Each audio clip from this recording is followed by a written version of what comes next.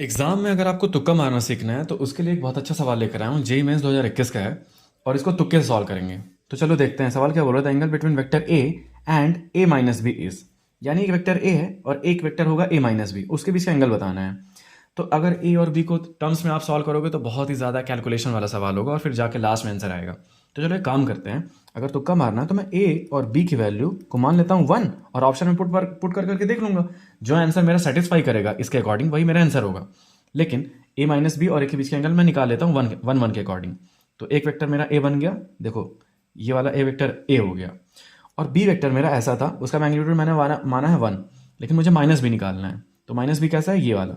तो इसको मैं इधर शिफ्ट करूंगा और मैं ए में जोड़ दूंगा, क्योंकि ए माइनस बी को मैं ऐसे लिख सकता हूँ ना, ए प्लस माइनस बी। अब देखना, इसको जोड़ दिया, इन दोनों का मैग्नीट्यूड 1 है। अब सिमेट्री से मुझे पता है कि इन दोनों के बीच का एंगल क्या है, 120 डिग्री। यहाँ भी 120 तो ये भी 120 है। अब इसका रिजल्टेंट जो आना चाहिए वो ऐसा आएगा, उसके बीच का एंगल होगा क्या, 60 डिग्री। मुझे यही तो बताना था। अब मुझे पता है कि tan इनवर्स √3 होता है 60 डिग्री। तो मेरा ऑप्शन tan इनवर्स √3 आना चाहिए, ए और बी की वैल्यू 1 रख के। तो चलो चेक करते हैं पहले ऑप्शन से। यहाँ पे रखूंगा तो क्या आएगा, -1/2 न्यूमरेटर में, और यहाँ क्या बनेगा 1 माइनस √3/2।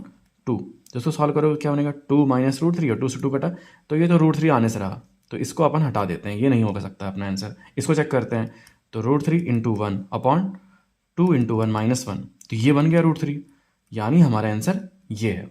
तो इस तरीके से आप तुक्का मार सकते हैं। तो अगर आपको सवाल समझ में आया तो अगला सवाल उसी से मिलता जुलता है कि दो वेक्टर हैं, दोनों का मैग्नीट्यूड 1 है, उनके बीच का एंगल 60 डिग्री है। आपको बताना है कि ए और ए प्लस बी वेक्टर के बीच का एंगल कितना बन रहा है। तो कैसा लगा बच्चों, रील को सेव कर लेना और चैनल को फॉलो कर लेना। That's all.